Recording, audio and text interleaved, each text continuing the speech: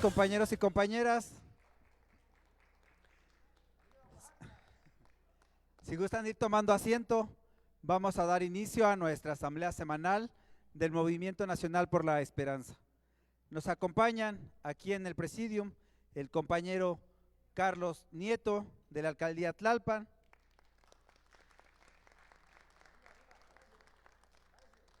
nos acompaña el compañero Sergio Moreno Movallet,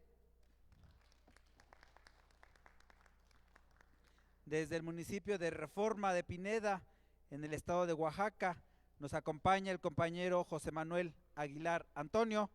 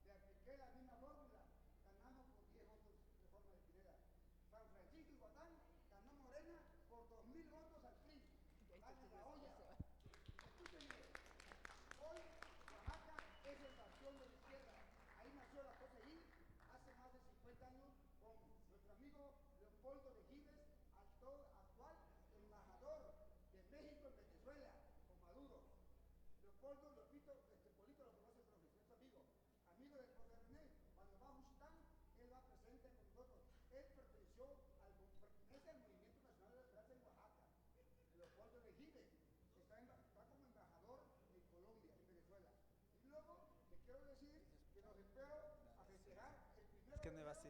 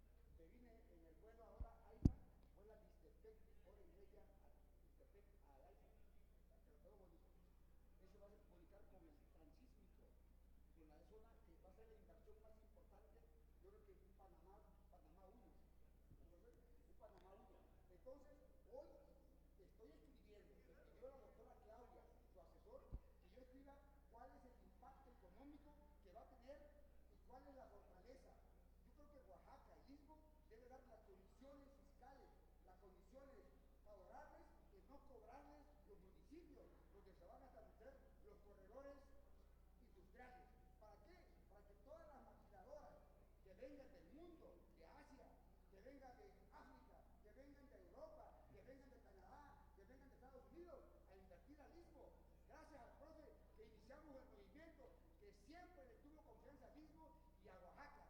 Hicimos asambleas, no se imagina cuántas asambleas nacionales hicimos en Oaxaca, con Lorena Valles, con ahora Susana Jara, que es artista, pero canta, la llevé hace 10 años a la herencia, soy actualmente fundador, presidente de hace 15 años, la herencia oaxaqueña internacional. Yo soy socio honorario de la Feria de los Moles con los pipopes que son poblanos. Perdón, pero no me queda aquí. Hasta ahí. Gracias, profe. Muchas gracias, compañero José Manuel Aguilar Antonio. Se encuentra con nosotros también desde el estado de Michoacán el compañero José Juan Orozco, nuestra compañera dirigente en el Estado de México y hoy diputada local electa, Celina Trujillo. Desde la alcaldía Xochimilco nos acompaña el compañero Dante García Román.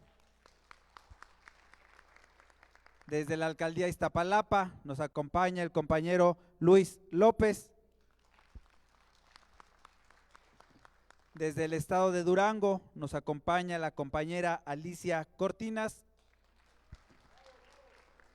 Y como cada 8 días, nuestro dirigente nacional, el profesor René Bejarano Martínez. Para iniciar con nuestra ronda de participaciones, le vamos a ceder el micrófono a nuestro compañero Carlos Nieto. Hola, gracias. Buenas noches a todos. Bueno, vamos a platicar un poco sobre temas económicos. Y aquí una primera pregunta o una situación en la que nos encontramos como país es el dilema internacional de los gravámenes para este año 2024. Y bueno, evidentemente nuestro país, México, se encuentra más que involucrado en este dilema internacional de gravámenes. No es un secreto los conflictos actuales entre estas dos economías más grandes del planeta, Estados Unidos y China, pero sobre todo hoy, derivado del anuncio de los nuevos aranceles al acero y al aluminio asiáticos, el gobierno de Joe Biden o de Estados Unidos considera que Xi Jinping, presidente de China, y las empresas chinas concretamente usan prácticas desleales para exportar su sobreproducción de acero a otros países a precios muy bajos. Y bueno, aquí es la pregunta obligada, que México en dónde juega. Y de acuerdo con Washington, China utiliza a nuestro país para exportar acero y aluminio a los Estados Unidos, que son materiales que llegan sin pagar aranceles gracias al TECMEC o Tratado de Libre Comercio con Estados Unidos y Canadá. Por ello, el anuncio de los Estados Unidos de que aplicará un 25% de arancel a los envíos de acero y aluminio desviados a través de México por China, que acusan de tratar de eludir los gravámenes existentes a través del llamado transbordo. Y bueno, realmente no se equivocan. Esta medida aplica para el acero que no se derritió y se vertió en México, Estados Unidos o Canadá. Así lo explicó el director del Consejo Económico Nacional de la Casa Blanca, Lael Brainard. En ese mismo tema, la siguiente pregunta que nos podemos hacer es tratar de ver qué le compra nuestro país a China y hasta qué punto nos vemos afectados.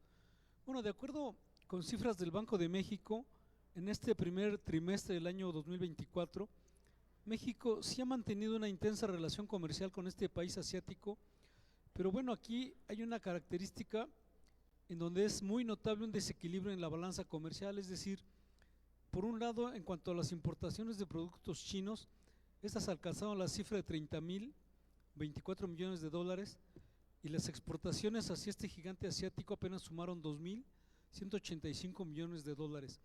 Es decir, existe un déficit comercial de más de 27.000 millones de dólares.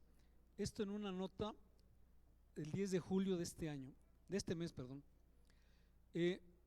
Y bueno, en este mismo sentido y en San Luis Potosí, concretamente durante la visita del sábado pasado de la presidenta electa Claudia Sheinbaum y el presidente Andrés Manuel López Obrador, esta nota es del día 20 de julio, bueno, en el centro de convenciones de esta ciudad hubo una reunión para dar a conocer un balance del desarrollo industrial y del Tratado de Libre Comercio del sexenio López Obradorista.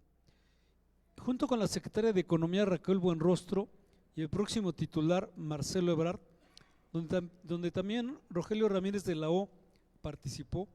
Y bueno, en contraste con el panorama exitoso en materia de inversión extranjera y exportaciones presentado por los secretarios de Economía, Raquel Buenrostro, que está por salir, y el próximo titular de esta dependencia, Marcelo Ebrard, el secretario de Hacienda, Rogelio Ramírez de la O, advirtió que la relación comercial entre México y China debe ser revisada porque no existe reciprocidad. Es decir, actualmente las compras a China son del orden de 119,000 millones de dólares al año, mientras que a ese país México solo le vende productos por 11,000 millones de dólares. Bueno, en resumen, podemos decir que China nos vende, pero no nos compra. Y ese justamente no es un comercio recíproco. Así lo destacó Ramírez de la O. Esta situación ha conducido a un sentimiento de proteger más a nuestras industrias, y este sentimiento ha crecido en México y en los Estados Unidos como parte del Tratado de Libre Comercio o TECMEC. México, al igual que Norteamérica, necesita producir más de lo que se consume. Estamos dependiendo demasiado de China en los productos básicos de nuestros hogares, y se está planteando hacer este cambio en la política de inversiones y la atención a la inversión extranjera. Mencionó que China ha aumentado su participación en las exportaciones globales y el Producto Interno Bruto mundial a costa de Norteamérica, particularmente a partir del año 2020, cuando el gobierno de los Estados Unidos le facilitó la entrada de China a la Organización Mundial del Comercio. Y bueno, por ello el titular de Hacienda afirmó que es lógico que los estadounidenses y de los mexicanos el reclamo en la parte justa de la demanda comercial mundial, motivo por el cual recordó que el presidente López Obrador le encargó el plan conocido como Plan México. Dicho en otras palabras, ya se trabaja en este proyecto, justo en ese reclamo en la demanda del comercio mundial. Y bueno, actualmente citó este mismo funcionario, Rogelio Ramírez de la O, que bueno, Estados Unidos depende en un 16.5% de China en todas las importaciones. Canadá lo hace en un 13.5% y nuestro país, México, depende en casi un 20% de estas importaciones. El secretario aseguró que mientras la tensión comercial y geopolítica entre Estados Unidos y China va en aumento, en México estamos ocupados en hacer nuestra labor para traer la industria de regreso, industria que se nos fue. También reconoció que para ello es necesario crear más empleos y menciona una cifra por ahí de 500,000 de empleos más. Y bueno, se necesita crear más empleos en México y en Norteamérica. No hace falta tener ojos críticos para saber que nos falta trabajo por hacer y que este trabajo por hacer nos permite encontrar empleos para nuestros trabajadores mexicanos, aquellos que actualmente van a pedir trabajo en otros lugares, cuanto aquí pueden tener ese mismo trabajo. Hablando de un tema similar que son las inversiones chinas en México, las empresas con sus siglas de FCA y Grupo Magna ven apetitoso a México en camiones y anuncian una fábrica para el año próximo 2025. La DFAC es un gigante chino y es el segundo fabricante de vehículos pesados a nivel mundial, y Grupo Magna es un distribuidor latinoamericano de automotores. Aquí se pretende que comenzará la comercialización de pick-ups hasta tractocamiones en México a partir de agosto del 2025, con miras a convertirse en un fabricante de camiones de combustión y eléctricos para este mismo año. Esto está respaldado por proveedores nacionales como Cummins, con sus motores de hasta 8 toneladas, en transmisiones Eaton y Wapco en sistemas de frenos. Grupo Magna invertirá en la planta de manufactura de DFAC en México para atender al mercado de Latinoamérica.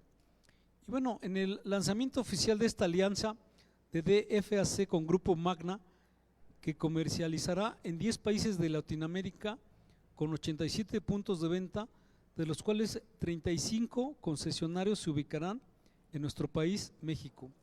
Juan Gaigateo, representante de Dofeng Cummins, destacó lo siguiente: Latinoamérica es un mercado lleno de esperanzas y oportunidades y nuestros productos llenos de calidad para brindar a los clientes. Dongfeng tiene 40 años de fabricante y ha ensamblado 4 millones de motores y más de 30,000 transmisiones AMT.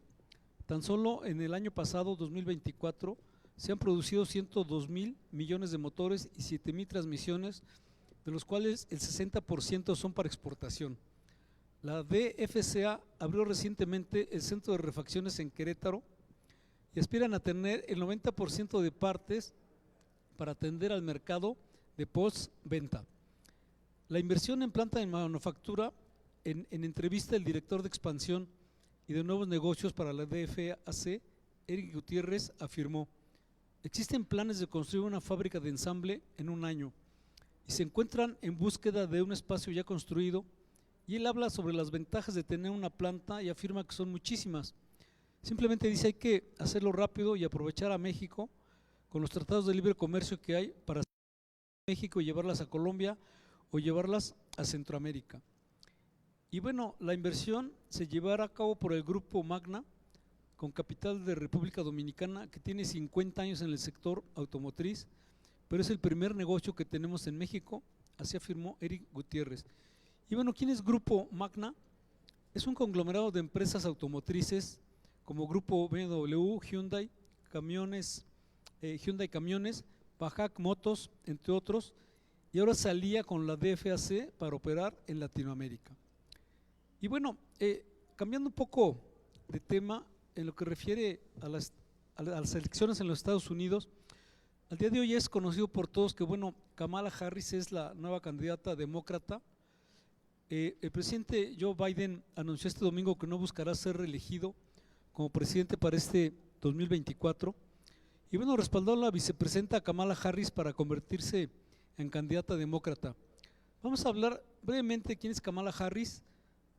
Kamala Harris, nacida en California en octubre de 1964, política y abogada estadounidense, evidentemente miembro del Partido Demócrata, es vicepresidente de los Estados Unidos desde enero de 2021 bajo la presidencia de Joe Biden. Es la primera mujer en ocupar el cargo y la funcionaria elegida de más alto rango en la historia de los Estados Unidos. Anteriormente fue la primera senadora indo-estadounidense del país, representando a California. Es la primera persona con ascendencia afrocaribeña y tamil, es de ascendencia india, en ocuparla. Es hija de Donald Harris, un economista de nacionalidad jamaicana, y Shyamala Gopalan, que es de nacionalidad india y del pueblo de Tamil.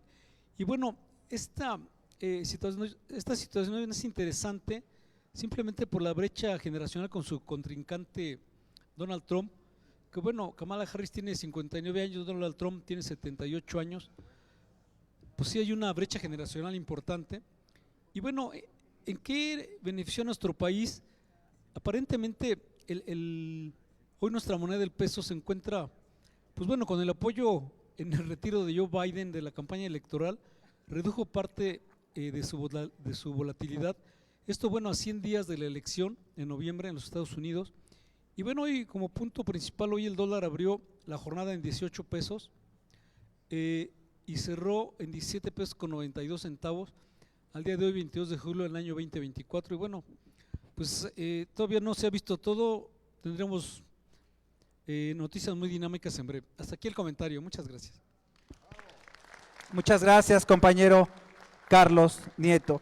Y ahora le cedemos el micrófono al compañero Sergio Moreno Movallet. Muchas gracias, buenas noches, profesor. Muchas gracias por este espacio.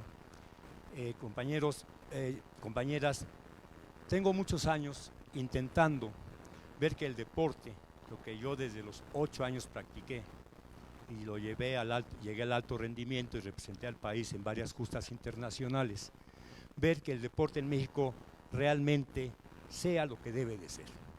Traigo un discurso que me lo permite, se los voy a leer. Los distintos componentes de la cultura física, las variadas manifestaciones del deporte y el problema común que enfrentan los derechos sociales relativos a las obligaciones del Estado para garantizarlos, determina la complejidad del derecho de la cultura física y la práctica del deporte, reconocido en la Constitución Política de los Estados Unidos Mexicanos. Por lo tanto, es necesario comprender y analizar este derecho como un prisma que refleja distintos niveles de obligaciones que deben guiar la actuación del Estado en el objeto de pasar del ámbito de la discrecionalidad política al ámbito del derecho.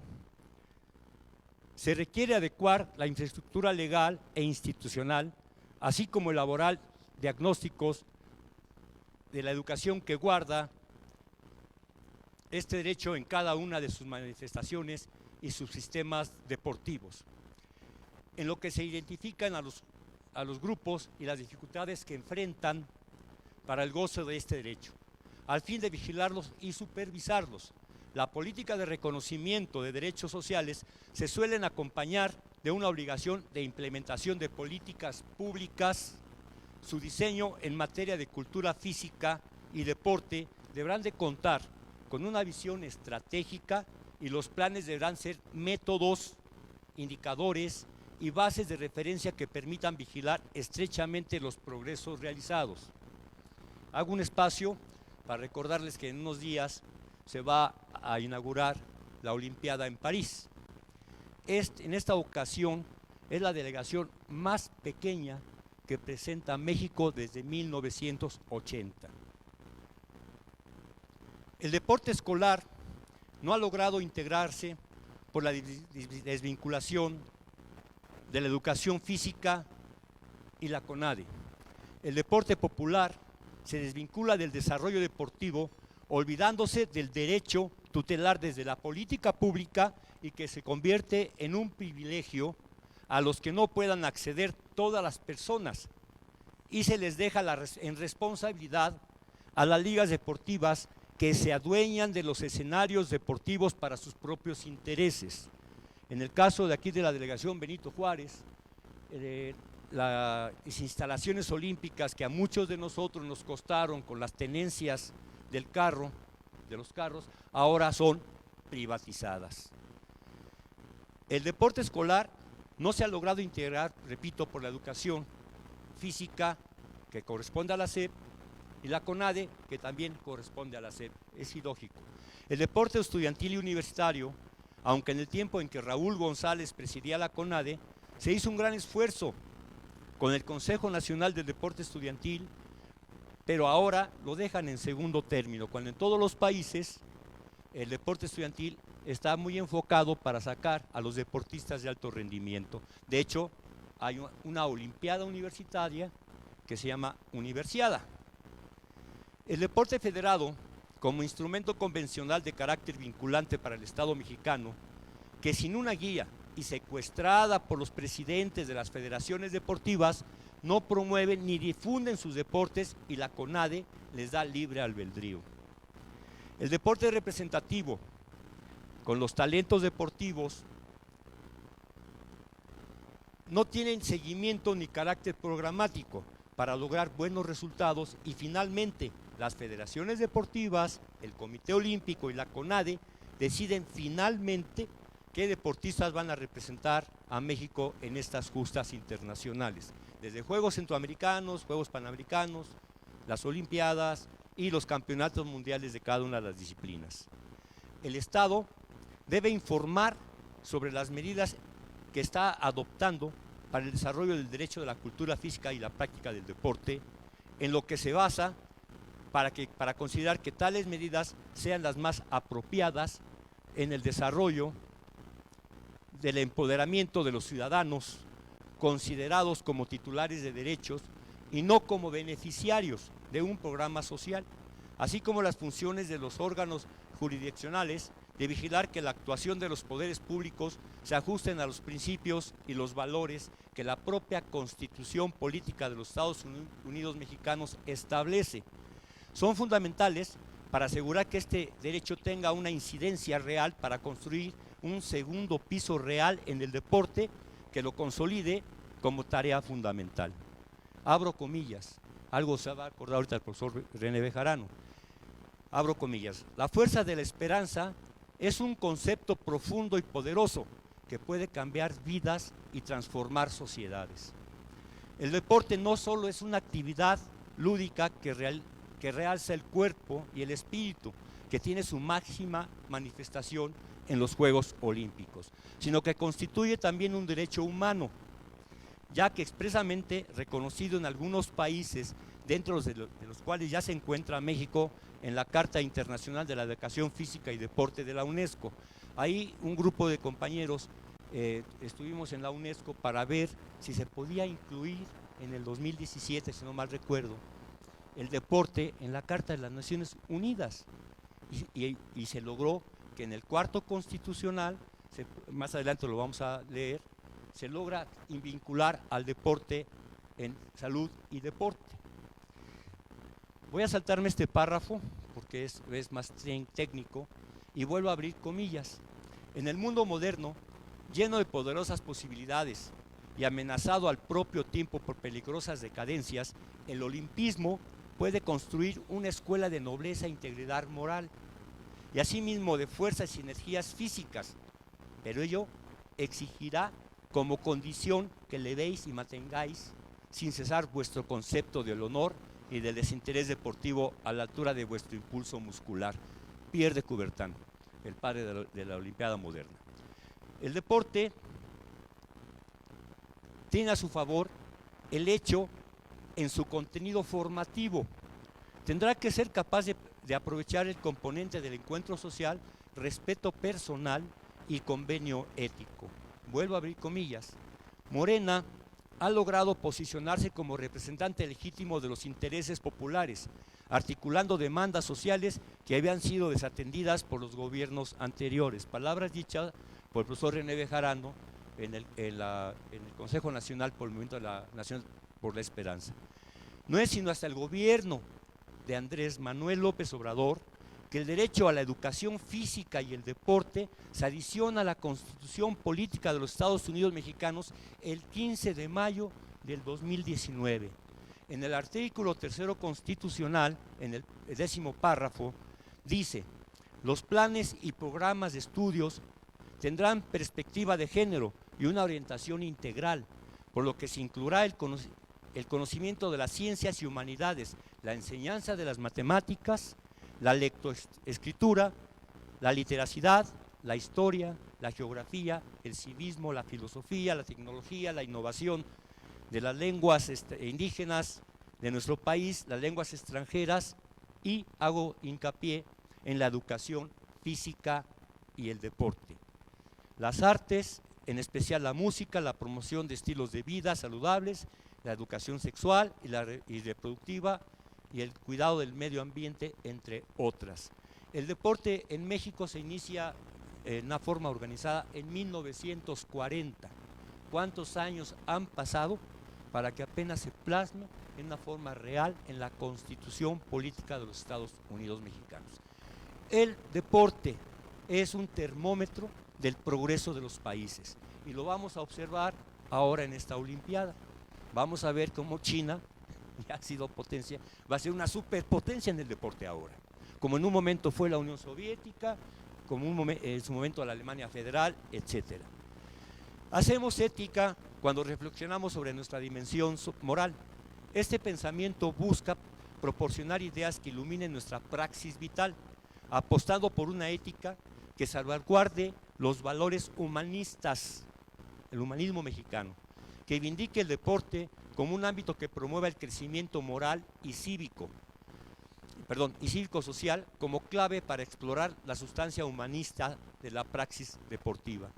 El neoliberalismo en México, desde Miguel de la Madrid hasta Enrique Peña Nieto, llevó a un fracaso total al desarrollo formativo integral con la intención de desvincular a los jóvenes de todo espacio de expresión, en lo educativo, en lo cultural, en lo artístico y lógico, en lo deportivo, para así tener mano de obra barata o técnicos a modo, dejando atrás las humanidades y separándolas de una vida de progreso y aspiraciones.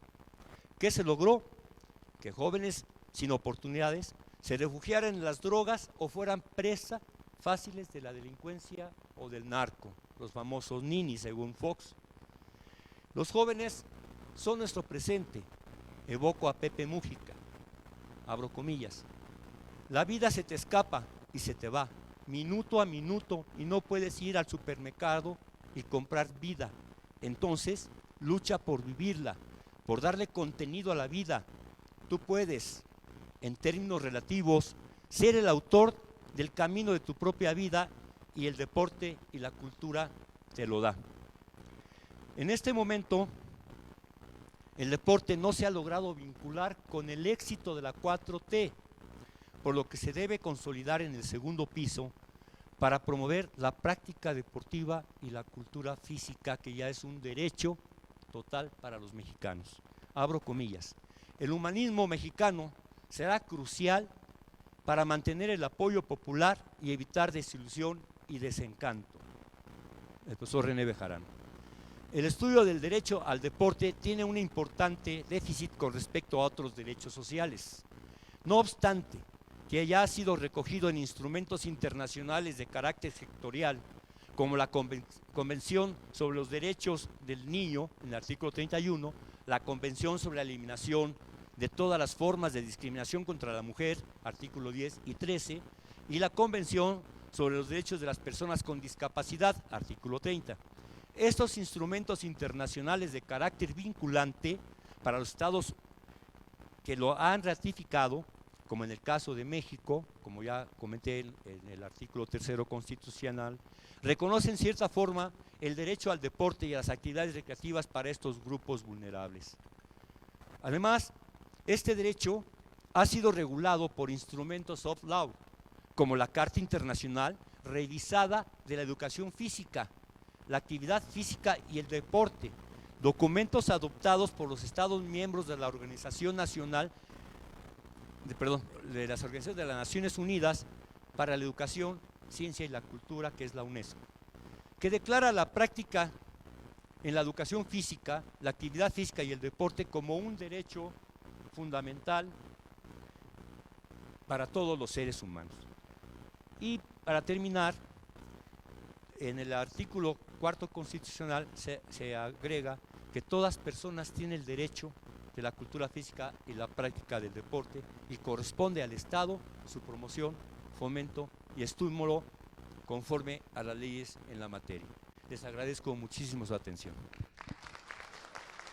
Muchas gracias, compañero Sergio Moreno, por compartirnos esta reflexión tan relevante ahora que inician los Juegos Olímpicos. Y ahora nos vamos hasta Michoacán y le cedemos el micrófono al compañero José Juan Orozco. Gracias, muy buenas noches a todos los compañeros. Un gusto el estar aquí presente con todos ustedes, y también un saludo a todos los compañeros que siguen a través de las redes. Profe, comentarle que derivado a la Asamblea Nacional que se llevó a cabo hace unos días, en la cual nos dejó una tarea muy clara a todos los líderes, la cual consiste en fortalecer al Movimiento Nacional por la Esperanza a través de diferentes estructuras en municipios, distritos, para que tengamos un estado sólido, fortalecido. Me permito informarle que vamos trabajando y tenemos una respuesta excelente por los diversos compañeros en el estado. Vamos trabajando, avanzando, y esperamos su visita próximamente, donde usted mismo verá los resultados que se está llevando a cabo. Gracias. Muchas gracias, compañero José Juan Orozco. Y nos vamos hasta Xochimilco y le cedemos el micrófono al compañero Dante García Román. Gracias. Buenas noches a todas y todos. El día de hoy venimos un grupo de compañeros que pertenecemos a las alcaldías de Xochimilco y Tlalpan. Nos acompañan los compañeros de Tlalpan también. Pertenecemos a un colectivo de organizaciones de la sociedad civil. Nos alineamos a un colectivo que se denomina Grupos Independientes Democráticos.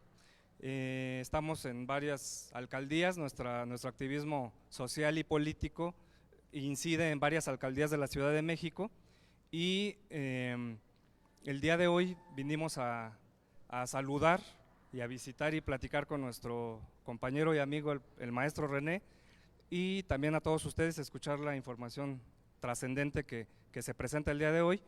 Y como dato adicional, y aparte del agradecimiento, maestro, participamos en el proceso electoral anterior con el Frente Cívico. Estamos el día de hoy a sus órdenes. Gracias, maestro.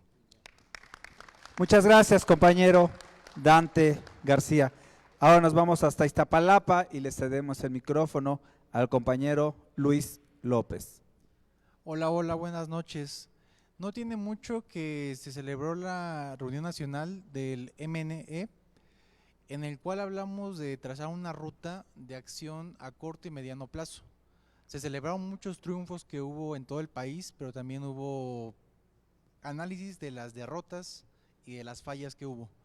En este caso, el profesor nos hizo llegar un documento base, en el cual se analizan todos los estados, las situaciones en cada parte del país. En Tabasco, por ejemplo, hubo una victoria arrolladora, pero no se salvó no perfecta, no se salvó de errores.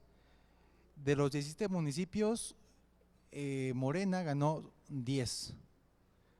Los demás los ganó el PT, MC y uno el PRD. Especialmente hay un municipio que se llama Jalpa de Méndez, el cual fue muy reñido al final de cuentas. Morena fue solo, compitió con el PRD y se perdió por 39 votos.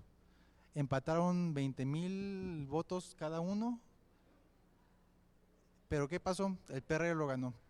Hubo varios problemas ahí de coordinación, exceso de confianza, fallas, pero al final de cuentas, el pasado viernes, el Tribunal Electoral le regresó la alcaldía a Morena. Reconoció que en una de las casillas se sustrajeron más de 90 votos a favor de Morena. El tribunal reconoció esto y le asignó a nuestro compañero Chepe Olán la victoria en el municipio de Jalpa de Méndez.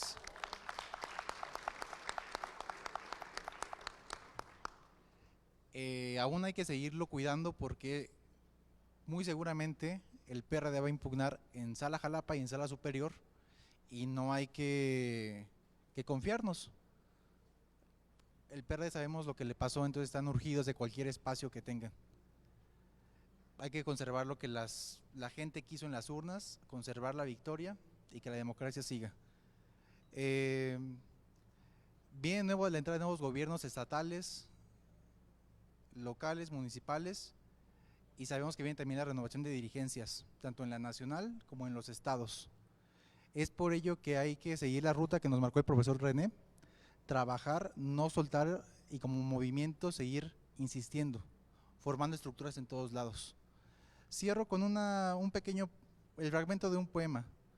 Para gozar el mañana hay que pelear el ahora. Con tu puedo y con mi quiero, vamos juntos, compañero. Buenas noches y muchas gracias. Muchas gracias, compañero Luis López. Y ahora nos vamos hasta Durango y le cedemos el micrófono a la compañera Alicia Cortinas. Muchas gracias, compañeros. Agradecer a la Asamblea la oportunidad, agradecer a nuestro dirigente nacional el poder tener la oportunidad de conversar con ustedes nuevamente. Comentarles que en el estado de Durango pues nos fue muy bien en relación a las diputaciones federales, que tuvimos la participación ahí de compañeros en Morena y pues se ganaron todas las diputaciones federales en ese estado. Sin embargo, ahorita nosotros nos vamos a enfrentar en el 2025 a las elecciones estatales, municipales en cada municipio. En cada municipio vamos a tener elecciones de presidentes municipales, síndicos y regidores. Por eso la importancia de que hemos estado siguiendo la ruta que ya hemos citado en varias ocasiones, de la importancia de los consejos y la guía de nuestro líder nacional en relación a formar, a reestructurar y a rescatar, porque así le llamaría yo, a rescatar los líderes que por ahí tienen sus grupos, tienen su poder dentro del Estado, para que podamos hacer un frente común de Morena. Desafortunadamente en el estado de Durango nosotros tenemos gobierno estatal de oposición, le podemos llamar así porque es priista. Entonces, pues el hecho de fortalecer la cuarta transformación en el estado para nosotros es muy importante. Por eso estamos recorriendo cada uno de los ejidos, de las colonias, tocando casas, haciendo reuniones, formando comités y preparándonos para las elecciones del 2025, que en coordinación con nuestro líder nacional, creo que podemos lograr revertir esa situación que tenemos y hacer que nuestro querido estado de Durango sea Morena como cual debe de ser. Hasta la victoria siempre, compañeros. Gracias. Muchas gracias, compañera Alicia Cortinas. Y ahora le cedemos el micrófono a nuestra compañera Serina Trujillo. Muy buenas noches, compañeras, compañeros. Como siempre, un gusto compartir con todos ustedes.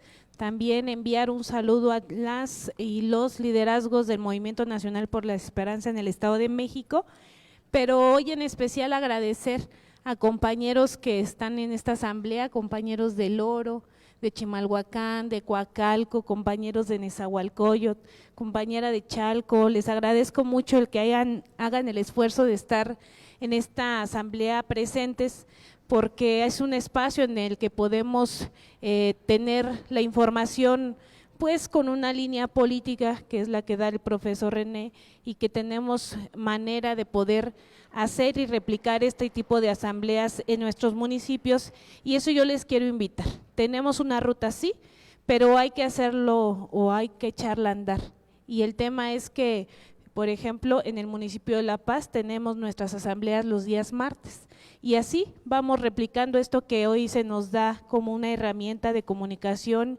y también de organización con los compañeros y las compañeras, porque la actividad política no se detiene, hay que estar en territorio, hay que hacer lo que nos corresponde. Y pues en esta intervención de su servidora, como siempre, hacemos un acercamiento a todas las acciones de gobierno que está haciendo nuestra gobernadora, la maestra Delfina Gómez, en el Estado de México, y hay temas trascendentales que los voy a comentar. Va a ser muy breve la intervención porque sé que tenemos aquí la intención de escuchar al profesor, y pues comentarles que la gobernadora firmó un convenio con el Poder Judicial para la regularización de predios y viviendas a bajo costo en el Estado de México. Utilizando algunas herramientas jurídicas, se busca lograr que el Estado de México logre una transformación a través de este tipo de acciones, porque la gran mayoría de las propiedades en nuestro estado son irregulares. ¿Por qué? Porque al igual que en muchas entidades, pero en el Estado de México es más evidente, pues es escriturar, tener un título de propiedad es muy costoso. La gente a veces dice pagar 30,000, 50,000, dependiendo del costo, pues es complicado tener una escrituración. Sin embargo, este convenio, quiero decirles que va a bajo costo, estamos hablando de menos de 1,000 pesos, hacer juicios en este momento para la regularización de predios. Claro, saldrá los requisitos, pero es lo que todo el mundo tenemos, un contrato de compraventa, INE, etcétera, etcétera, lo básico para hacer un cambio de propietario, o más bien tener el título de propiedad de nuestras viviendas.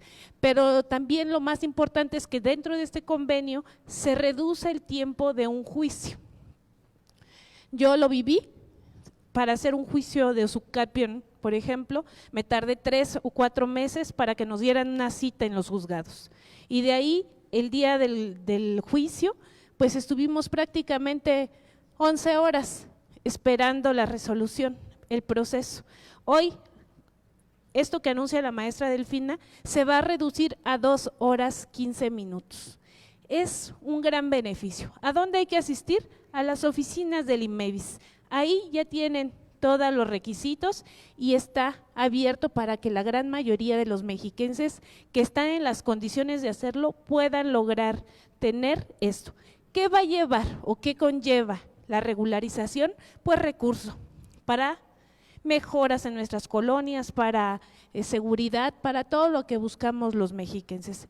Es una acción bien importante que eso no se había visto, porque regularmente quienes nos gobernaban en el Estado de México hacían caldo de cultivo con la necesidad de las personas y para un trámite siempre tenía un costo político para los mexiquenses. Hoy no, hoy están de acuerdo las instituciones para lograr este bienestar en nuestro Estado.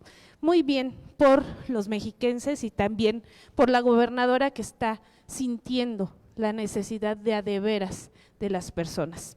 También quiero decirles que inició la transformación del oriente del Estado de México.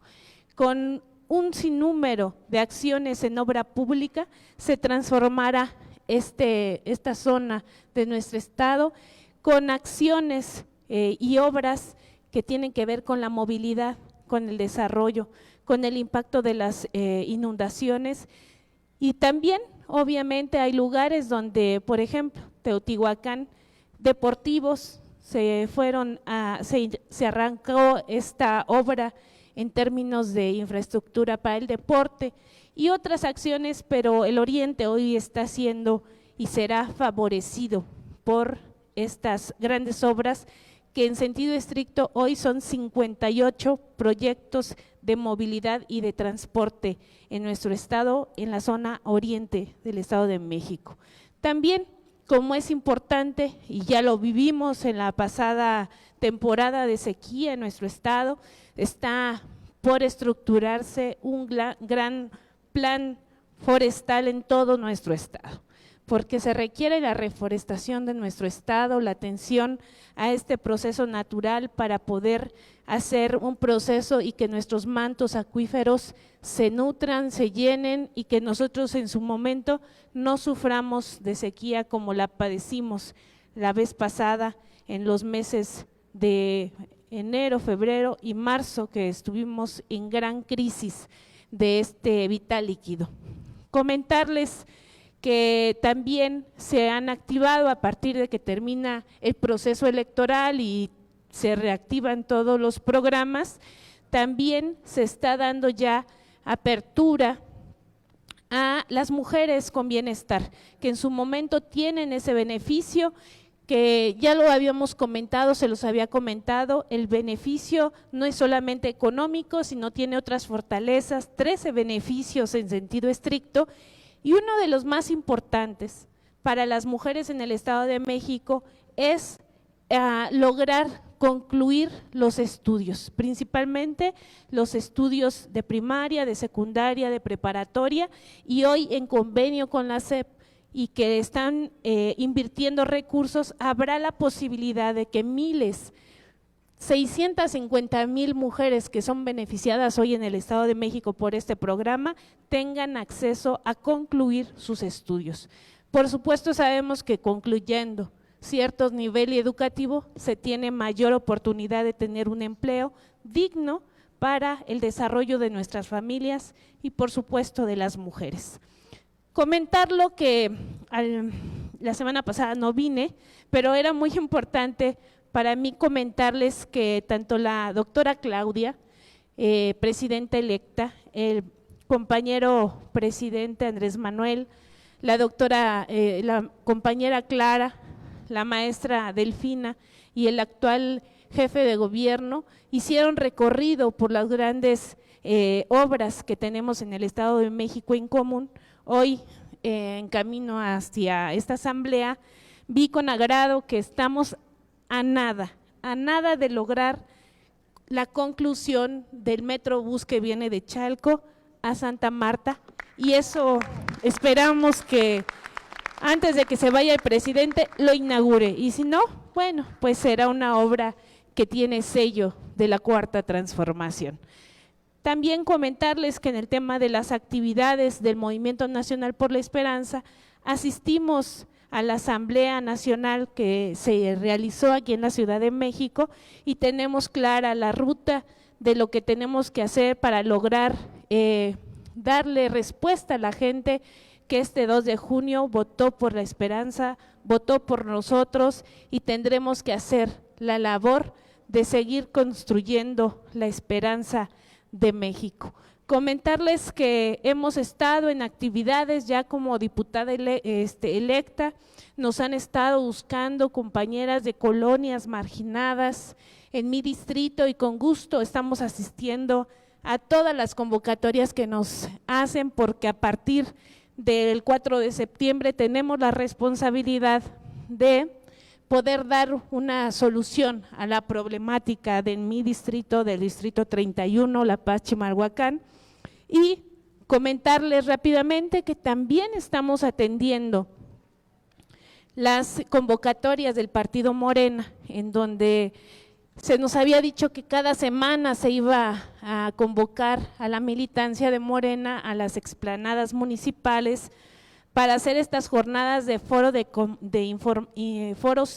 de información de todas las iniciativas que se están presentando por parte hoy, ya en fusión con nuestro presidente y la doctora Claudia, y estuvimos en el foro o la asamblea informativa Pensión para Mujeres de 60 a 64 años, que estamos atendiendo. El próximo domingo también tendremos una asamblea que va dirigido al tema de la no reelección, por ejemplo, y así cada 15 días se nos convocará a las plazas públicas y yo los invito a que participemos, que de aquí nos llevemos información y que informemos a nuestras vecinas y nuestros vecinos que si es en la explanada pública, la verdad es que sí se acerca mucha gente y hay que dar mucha explicación porque luego la comunicación no se entiende mucho y si tenemos esa posibilidad de explicarle a la gente, pues hagámoslo. Comentarles que dentro de este proceso de cambio, de transición de un gobierno a otro, también está el auge de esta reforma constitucional al Poder Judicial y asimismo los diputados federales en funciones y los diputados federales electos tenían o tienen la responsabilidad de hacer foros para poder tener una conversación con respecto a este cambio o la reforma al Poder Judicial y quiero comentarlo. Hay todavía muchas lagunas y yo se lo voy a dejar aquí al profe que es un estudioso de todo este tipo de cosas, todavía hay mucha duda en cómo o por qué se tendrían que elegir a todos los magistrados y a todos los personajes que imparten justicia. Todavía hay mucho escozor en ese tema y yo creo que sí es un tema que tendríamos que darle estudio, que nos des línea, profe, que lo entendamos de una manera más digerible para la gente, porque aunque nosotros lo expliquemos como viene en la propuesta, pues de todos modos creo que es lo más importante, ustedes que saben este tema, podernos orientar para dar una mejor explicación. Insisto, quienes en este foro fueron quienes cuestionaron más este tema de la elección, pues fueron abogados, y pues claro, se entiende, ¿no? Ellos andan cuidando lo suyo. Yo les decía que los abogados, pues al final de cuentas es un negocio y ellos imparten justicia o buscan justicia para la parte que les pagan, ¿no? Entonces, hay muchas lagunas en ese sentido, yo sé que lo has dicho aquí, también hay muchas lagunas, pero sí sería importante que establezcamos cuál sería una respuesta precisa para la gente. Muchísimas gracias, compañeras y compañeros. Muchas gracias, compañera Celina Trujillo. Ahora le cedemos el micrófono a nuestro dirigente nacional, al profesor René Bejarano Martínez. Gracias, Miguel. Buenas noches, compañeras, compañeros. Les agradezco a todas y a todos los líderes que cada semana se conectan a través de las redes sociales a esta asamblea semanal de carácter nacional de la Nueva Esperanza por el Buen Vivir, así como a los y las integrantes del Presidium de Oaxaca, de Michoacán, de Tlalpan, del estado de México, de Tláhuac, de Tabasco, de la hermana República de Tabasco, de Durango y de aquí de la Ciudad de México. Esta semana hay varios temas que comentar. El primero se refiere a la excitativa que el presidente hizo a los que eran en su tiempo los candidatos a la presidencia de Estados Unidos, Donald Trump y Joe Biden, a firmar un compromiso para regular la venta de armas en su país. Así se atendería el problema de fondo y México se vería beneficiado en la reducción del tráfico ilegal de armas que llegan al crimen organizado. Dijo el presidente, sería un acto bien visto por los estadounidenses y un acto de buena fe en busca de la unidad y la paz. Un primer paso, subrayó. En otro tema, el titular del Ejecutivo recordó que el gobierno de Estados Unidos devolverá a México 246 millones de dólares, multiplíquenlo por 20, confiscados al tesorero de Coahuila en el periodo en que Humberto Moreira fue el gobernador de esa entidad. Ese dinero se entregará al instituto para devolverle al pueblo lo robado y este destinará el recurso a premiar a atletas que asistan a los Juegos Olímpicos y a los Juegos Panamericanos. Esto es muy importante. En el tercer tema a comentar hoy, el titular de la COFEPRIS, Alejandro Schwartz, exhibió una red de corrupción que intentó establecer un falso monopolio en las pruebas de medicamentos, particularmente de los genéricos. Este mecanismo buscaba cerrar las puertas a muchos para beneficiar a pocos, pues retrasaban solicitudes de los competidores, mientras la empresa beneficiada recibía autorizaciones a modo. La COFEPRIS anunció este hallazgo y tomó medidas regulatorias. El cuarto asunto se refiere a que el presidente López Obrador dejó en claro que el gobierno de México no estuvo involucrado en la liberación anticipada del exgobernador de Tamaulipas, Tomás Yarrington, en Estados Unidos. Ya veremos qué pasa con ese exgobernador. Acerca de los resultados de la elección, el presidente López Obrador respondió a quienes cuestionan los resultados de la elección del 2 de junio, en donde comentó un artículo del economista Gerardo Esquivel. También hay un artículo parecido en El Financiero de Enrique Quintana, escrito por Enrique Quintana, en donde señalan estos autores o este autor. Mientras que en 12 años de gobiernos de la alianza opositora, el número de pobres cambiaba a un ritmo de 100,000 pobres más por mes. En los próximos 4 años de esta administración, o en los años de esta administración, la pobreza cambió a un ritmo de 100,000 pobres menos por mes. Después de saber esto, dijo el presidente, le siguen pareciendo ilógicos o difíciles de explicar los resultados de la elección, seguirán culpando a los votantes de su decisión, como dice el meme, no lo sé, piénsalo.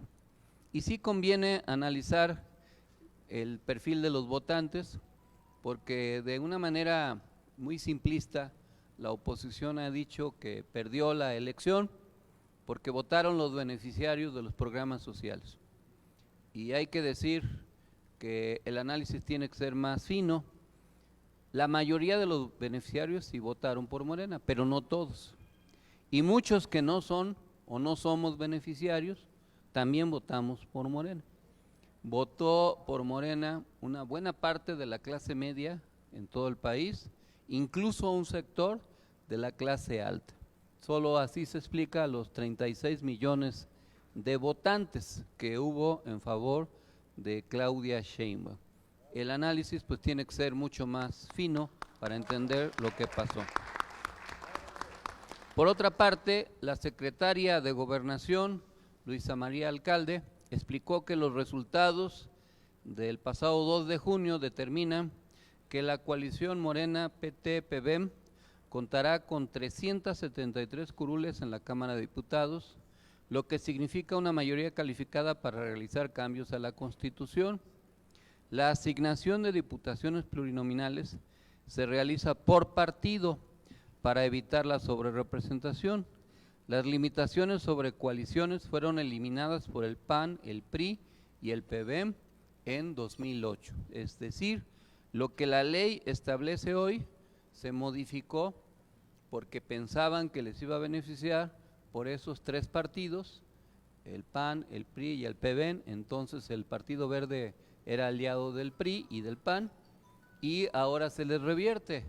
Si se hubiera hecho la reforma electoral que propuso el presidente y que la oposición boicoteó, esto se hubiera cambiado. Pero ahora se aplica lo que la ley dice y ni modo que se interprete de otra manera. Ya veremos cómo es que evoluciona este asunto. En la sección de las mañaneras, ¿quién es quién en las mentiras?, se dijo lo siguiente: es falso que haya subido 123% las tomas de robo de combustible en los primeros 5 años de la administración de López Obrador. Respecto al mismo periodo de Peña Nieto, el huachicol ha disminuido 94.2% desde 2019, lo que significa un ahorro de más de 337,000 millones de pesos. Por otro lado, también se dijo que es falso que financiar a Pemex y a la Comisión Federal de Electricidad en el próximo gobierno vaya a costar 2.1 billones de pesos. También que era falso que México sea el tercer lugar mundial en el desempleo de jóvenes. Según la OCDE, México es el tercer lugar con menor desempleo juvenil, con solo 5.2%, solo por debajo de Alemania y Japón. Por otro lado, el presidente felicitó a su esposa, la doctora Beatriz Gutiérrez Müller, por su nuevo libro titulado Feminismo Silencioso, el cual se presentará en el Zócalo de la Ciudad de México durante la primera semana de agosto. En otro tema, el titular del Ejecutivo consideró que con la llegada de Claudia Sheinbaum al Poder Ejecutivo habrá una nueva oportunidad para analizar la relación entre México y España. Recordó que por ahora hay una pausa debido a que se malentendió la solicitud que hizo México para que se pidiera perdón por los abusos a los pueblos originarios o indígenas de nuestro país durante el periodo de la conquista y la colonia.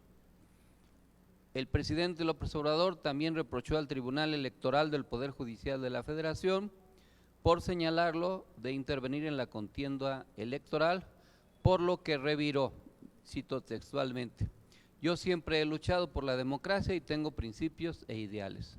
Hemos enfrentado al Poder Judicial, a la Suprema Corte de Justicia, al INE, y sabemos muy bien cómo los cooptan. Nada más que el pueblo de México despertó, es un pueblo consciente, señaló. En lo que se refiere a otros temas, el secretario de Marina, Rafael Ojeda, informó que se realizaron operativos en Ensenada, Baja California, contra farmacias que ofrecían productos con fentanilo, los cuales fueron cerradas. En el dispositivo se identificaron cerca de 800 farmacias, lo que es una cantidad excesiva para la zona. El titular del Ejecutivo destacó que el corredor interoceánico es un proyecto de dimensión mundial que conecta los océanos Pacífico y Atlántico para potenciar el comercio marítimo. Actualmente está integrado de 4 puertos con capacidad de 300,000 contenedores al año, con una proyección de 1.400.000. Impulsará 12 polos de desarrollo para el bienestar, 7 de ellos ya fueron licitados. Aquí el compañero de Oaxaca, yo creo la otra semana nos va a hablar de los beneficios del corredor transísmico, con la elocuencia que le caracteriza. Por otro lado, bueno, son cismeños porque allá ya no son ismeños, son cismeños porque ahí tiembla cada 8 días. Ahí está, pues te digo, ya no es istmo, ahora es sismo de Tehuantepec. El istmo es la parte más angosta entre el Pacífico Sí, ya. y el Órale. El ventarrón que sale de los hidrocarburos son los beneficiados. Bueno, la otra semana. El presidente López Obrador denunció que en el Poder Judicial ya se están repartiendo los fondos de los fideicomisos para que cuando se concrete la reforma judicial ya no tengan recursos. El mandatario urgió a la Secretaría de Hacienda y la Auditoría Superior de la Federación revisar este caso. Se lo están queriendo gastar para que no quede nada. El titular del Ejecutivo adelantó que enviará una carta al expresidente de Estados Unidos y candidato republicano Donald Trump para abordar el tema migratorio y la importancia de mantener la integración económica con el TEMEC. Esto luego de que el magnate declarara que busca cerrar la frontera con México en caso de ganar la elección presidencial. El director de Pemex, Octavio Romero Oropeza, informó que el gobierno de López Obrador revirtió la tendencia declinante de producción de crudo al pasar de 1.642 miles de barriles de petróleo, de 1.642.000 barriles de petróleo diarios a 1.866.000 barriles de petróleo diario en 2023. Asimismo indicó que en 2018 se procesaban solo 511.000 barriles de petróleo diarios y para 2024 se procesarán 1.700.000 gracias, entre otras, a la refinería que se compró en Texas, Deer Park, a la nueva refinería Dos Bocas y a la rehabilitación de 6 refinerías que ya existían y que fueron arregladas. El presidente López Obrador dejó en claro que Pemex y la CFE están en su mejor momento y no en crisis, como intenta hacer creer la oposición. Las empresas productivas del Estado se han rescatado durante esta administración con inversión histórica. Que el pueblo de México sepa que vamos muy bien en Pemex y muy bien en cuanto a la economía nacional y lo más importante, que en México hay bienestar y pueblo y que el pueblo está contento y hay felicidad. Con respecto al tramo 2 del Tren Maya, que recorre 234 kilómetros de 6 municipios de Campeche, en los que atraviesa la zona arqueológica de Etzna, el malecón de Champotón, la Puerta de la Tierra o Iglesia de la Asunción. En este se han transportado 65.985 personas. Diego Prieto, titular del INAH, desmintió a medios que señalan una supuesta o presunta destrucción del patrimonio histórico y cultural en el paso del tren. Sin embargo, indicó que se han preservado 8 áreas arqueológicas y realizado hallazgos en antiguas ciudades mayas. Con respecto a las declaraciones del presidente Trump contra Marcelo Ebrard, el presidente López Obrador respaldó a la virtual presidenta electa Claudia Sheinbaum en la respuesta que dio ante la descalificación que emitió Donald Trump sobre Marcelo Ebrard. El mandatario externó su admiración por quien fuera su secretario de Relaciones Exteriores. Que quede de manifiesto que los mexicanos con Claudia vamos a insistir en una política de buena vecindad. Y pues como seguramente están enterados, el presidente Joe Biden se retiró como candidato a la presidencia en Estados Unidos y se pronunció porque fuera Kamala Harris, su actual vicepresidenta, quien pueda sucederlo en esa aspiración. El presidente resaltó que lo que sucede en Estados Unidos se respetará, pero que la relación de México con Estados Unidos se encuentra bien, que se superó la crisis de la pandemia y se ha sobrellevado el conflicto Rusia-Ucrania, con Ucrania. Además, se consolidó la estrategia de buscar la autosuficiencia en América del Norte para no depender tanto de Asia. Ya veremos cómo evoluciona la elección en Estados Unidos, que habrá de realizarse en noviembre.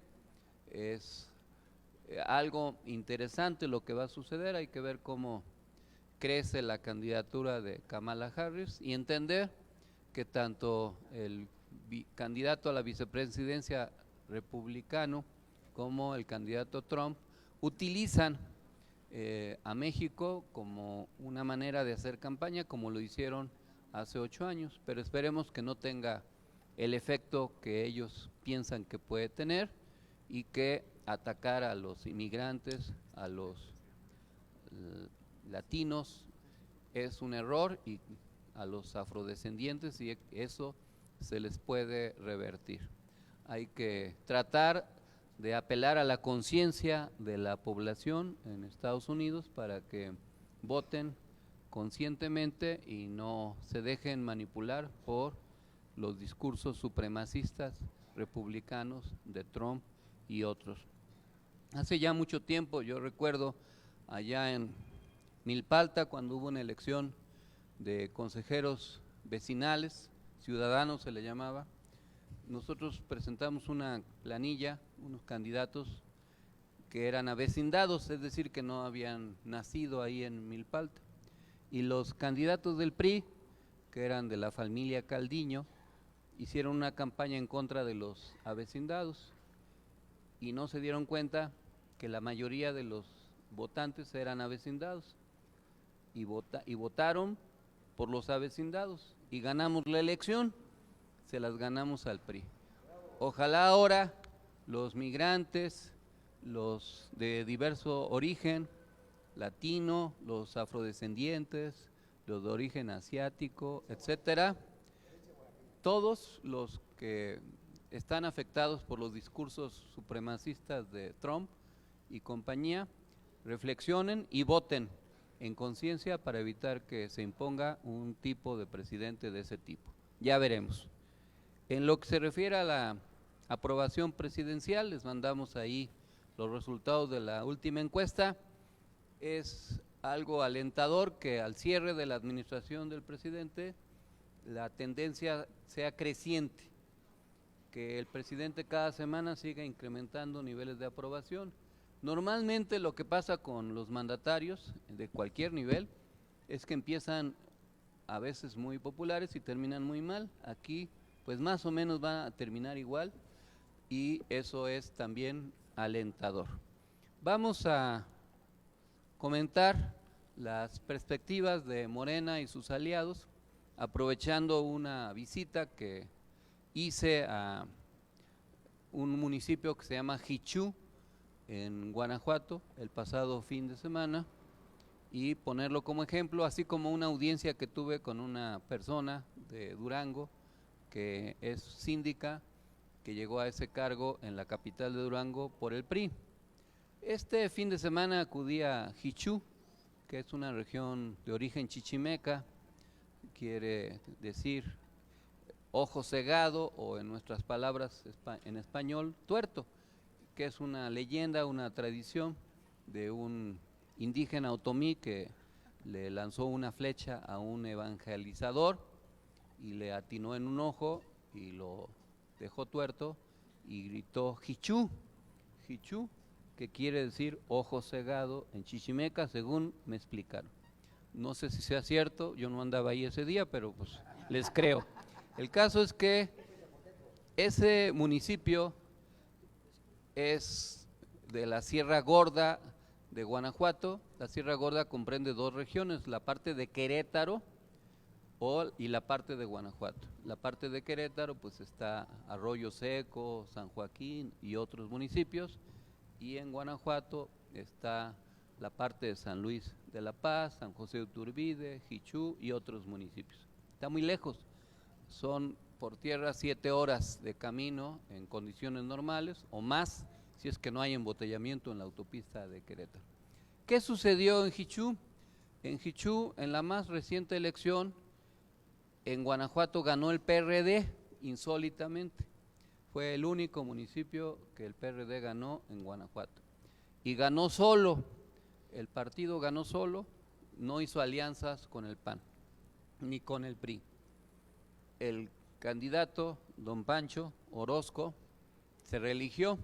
Al parecer, pues es por lo mismo, es un buen presidente municipal, y el que se haya reelecto en contra del PAN, que quedó en segundo lugar y en contra de Morena, pues habla de ser un buen personaje. Yo los conozco de hace tiempo porque ellos fueron hace años del PRD y de la corriente en donde participamos, que era la Izquierda Democrática Nacional. Ellos decidieron quedarse en el PRD porque resistieron hasta el último momento. La década que condujo Zambrano en el PRD, pues la llevó a su extinción, pero ellos sobrevivieron. Ahora que el PRD ya había perdido el registro local, pero ahora pierde el registro nacional, se quedaron sin oportunidad de tener un partido. Y me buscaron, y yo busqué a los líderes de Morena en la entidad, algunos líderes, para tratar de llegar a un acuerdo.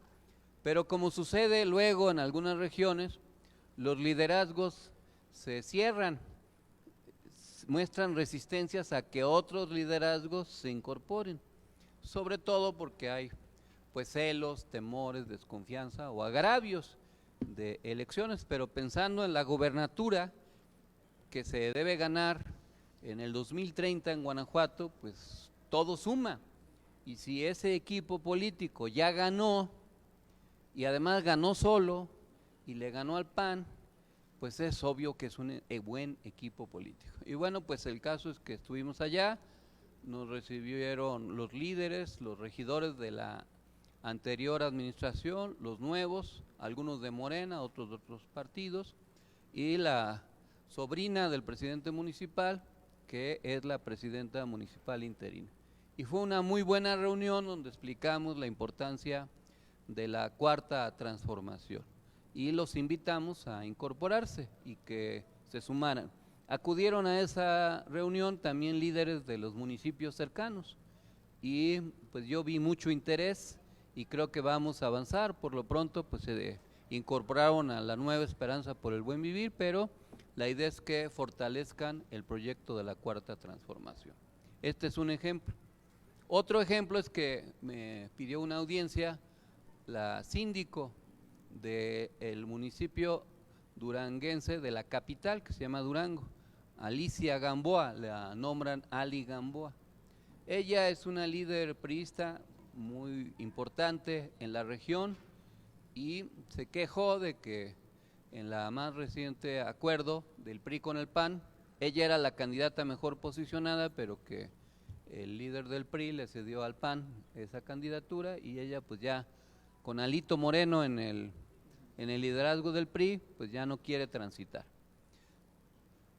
Ella pidió una foto y se publicó en las redes sociales y se armó un revuelo allá en Durango por el efecto que tiene. ¿Qué efecto tiene? Pues que un sector del PRI eventualmente se acerque a Morena. Y como es lógico, pues habrá quienes lo celebren y habrá quienes lo vean con temor, etcétera. Pero nosotros tenemos que analizar estos dos hechos en el marco de la ruta hacia el 2027. Eso es como se debe ubicar. Se está discutiendo en Morena, como en el PRI y en el PAN, el relevo de liderazgo. En el PAN están discutiendo quién se hace cargo de la dirección, ahí no hay la idea de que Marco Cortés siga siendo presidente. En el PRI pues están en crisis porque Alito se quiere eternizar en el cargo, y en Morena se está platicando para convocar a un Congreso Nacional probablemente la tercera semana de septiembre, en donde se elija una nueva dirección, la presidencia y el nuevo comité nacional, pensando en a lo mejor tal vez hacer algunas reformas estatutarias. También se requiere que sea una presidencia fuerte,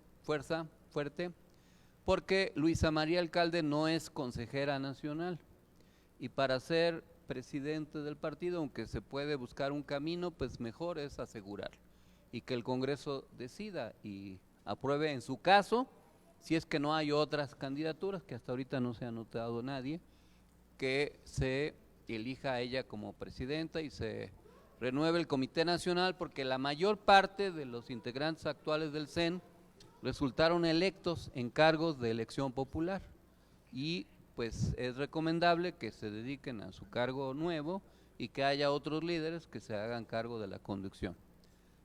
Es motivante que esté sucediendo esto porque hace 6 años se detonó una crisis por no procesar bien los nombramientos. Acuérdense que quedó Jacob como presidenta, como secretaria general en funciones de presidenta, y luego se detonó un conflicto entre ella y Berta Alcalde, que duró 2 años, y eso descuidó la organización de Morena durante 2 años. Ahora la idea es que eso no suceda, y que si Luisa María Alcalde queda o quien quede, pues tome bien las riendas y conduzca el proceso adecuadamente durante los próximos 3 años, que se requiere hacerlo adecuadamente. Quizás por eso a lo mejor se está reformando el estatuto, porque si se mantiene como está, se elige a la presidencia y dura 2 años, y se tendría que cambiar en el 2026 a 1 año de la elección intermedia, lo cual es absurdo. Es mejor que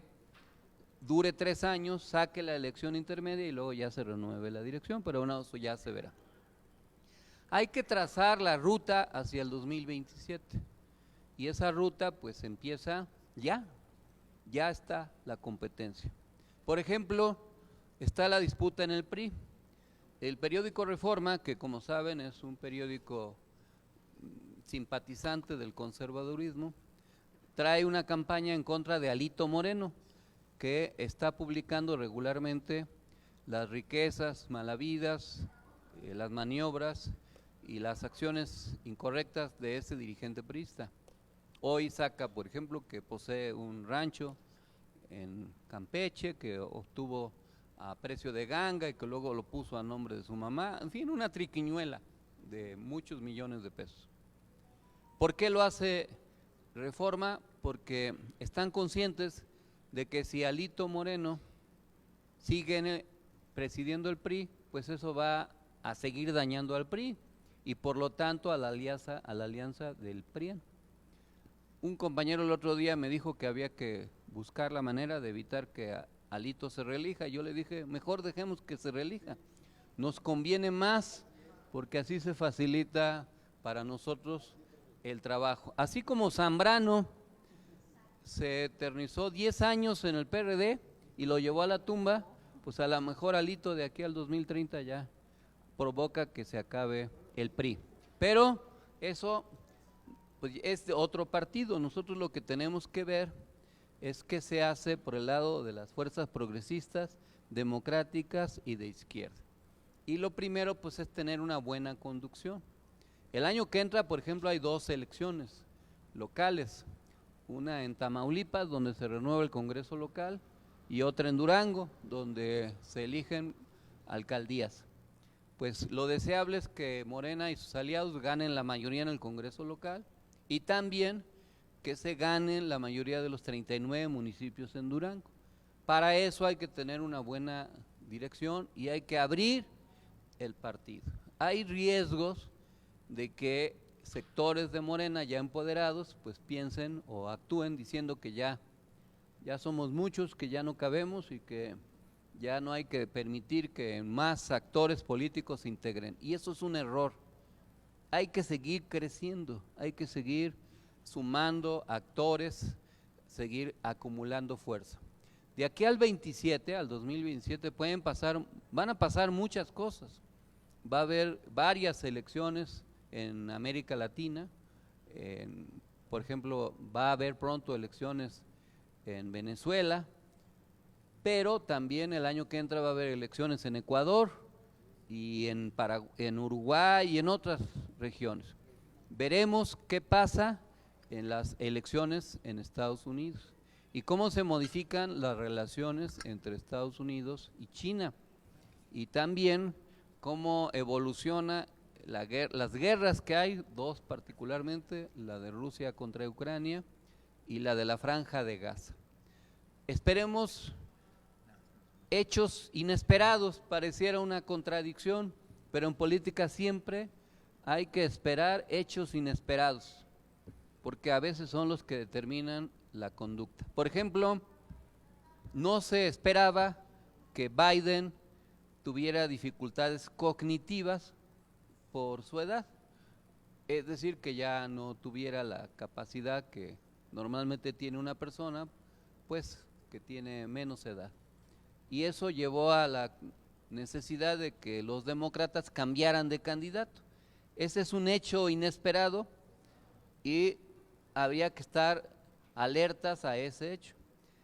En México, cuando Andrés Manuel empezó a gobernar, transitó un año todo bien y luego vino la pandemia, que duró 2 años, y ese hecho inesperado también tuvo múltiples efectos. No sabemos qué hechos inesperados se presenten, pero si se presentan hay que estar alertas, bien organizados, y eso implica pues tener una estructura fuerte y seguir multiplicando las estrategias. Hay muchos temas que veremos cómo evolucionan. Uno de ellos es la reforma del Poder Judicial. Esta preocupación que acaba de externar Celina es una preocupación compartida por muchos líderes. Quizás en una semana o 2 convendría que esta asamblea semanal se dedicara a explicar con detalle para todo el país la ruta de la reforma del Poder Judicial, los escenarios que se pueden presentar según los temas y cómo se puede aplicar. Es una reforma muy general, inacabada, pero se tendrá que concretar y eso va a tener algunos efectos y es pertinente tenerlo claro. Pero hay otros temas que forman parte de la agenda, no son los únicos. Por ejemplo, está la reforma de la ley del ISSSTE, que va a permitir una jubilación que no está programada para muchos trabajadores. Está la propuesta para otorgarle la pensión a las mujeres de mayores de 60 años, que eso también tiene un efecto político y económico, y otros temas también de carácter legislativo. La agenda de la doctora Sheinbaum pues también es una agenda muy audaz, que va a requerir de atención puntual la situación de la economía mexicana en el contexto de la economía mundial y el desenlace de algunos aspectos o conflictos que están subyaciendo en el país. Tenemos que construir una agenda rumbo al 2027. No es conveniente tener una agenda solo del corto plazo. Nuestra meta es seguir avanzando como cuarta transformación y como movimiento. Por eso lanzamos esta iniciativa de hacer crecer el movimiento en todo el país, renovarlo, seguir acumulando organización, seguir desarrollando y el esfuerzo, gestionando, formando cuadros y preparando perfiles para las nuevas candidaturas. Les podrá parecer muy prematuro, pero no. Quien quiera ser candidato en el 27 ya tiene que haber empezado la campaña hace un mes. Y si no la ha empezado, pues ya que le empiece. Porque un buen perfil se trabaja y dura años el trabajo para posicionarlo. No es de la noche a la mañana. Tiene que analizar su estrategia y nosotros tenemos que seguir impulsando perfiles ganadores en toda la República. Hay entre las fuerzas políticas buenos perfiles, no necesariamente en Morena. En Morena hay muchos muy buenos perfiles, pero también puede haber gente sin partido que eventualmente se acerca y que puede ser un mejor candidato o candidata. O incluso de otros partidos. Hoy le preguntaba a unos compañeros de Morelos por la candidata a la gobernatura del Movimiento Ciudadano en Morelos, porque me llamó la atención que el Movimiento Ciudadano en general obtuvo votación entre el 5 y el 10%, pero en Morelos la candidata del MC sacó el 20%, lo cual al final terminó perjudicando a la oposición porque le restó votos. Y pregunté por ella y ya me dieron la opinión. Por lo que se sabe, puede ser un buen perfil. Digo, yo ni siquiera la conozco personalmente, solo el análisis político permite concluir que esa persona es una persona que tiene, por ejemplo, le sumó a su partido 10 puntos más que el promedio de su partido. Es una líder que eventualmente puede sumar. Nosotros tenemos que estar atentos a todos los escenarios. En algunos lugares se ganó porque hay buenos o hubo muy buenos candidatos. En otros lugares se ganó a pesar de que no era el mejor candidato. Pero hay lugares donde no se ganó porque la candidatura que se presentó no necesariamente era la mejor. Ahora bien, creer que en el 2027 va a suceder lo mismo que en el 2024 es una ilusión. Cada elección es distinta. No es lo mismo una elección presidencial, no es lo mismo la candidatura fuerte de Claudia Sheinbaum que jaló al resto de las candidaturas. En el 2027 no va a haber elección presidencial, pero se va a renovar la Cámara de Diputados, se van a renovar 15 gubernaturas. Ahí se va a evaluar el desempeño de los gobernadores que en ese año van a cumplir 6 años. Y tendrá que evaluar el desempeño de Evelyn Salgado en Guerrero, de Ricardo Gallardo en San Luis Potosí, de Salomón Jara en Oaxaca, etcétera. Y se tendrá que diseñar una estrategia específica para seguir avanzando. Y todo eso requiere pues de organización, inteligencia política, estrategia y sobre todo un muy fuerte trabajo de base. No se debe perder el impulso, hay que seguir haciendo trabajo de base. Se podrá decir que es demasiado tiempo el que se le destina a ir de aquí a Jichú en un sábado, que son 7 horas de ida y otros 7 de regreso, para una reunión con líderes, pero pues eso es el trabajo que rinde a la larga. Eso es lo que hay que hacer en todo el país.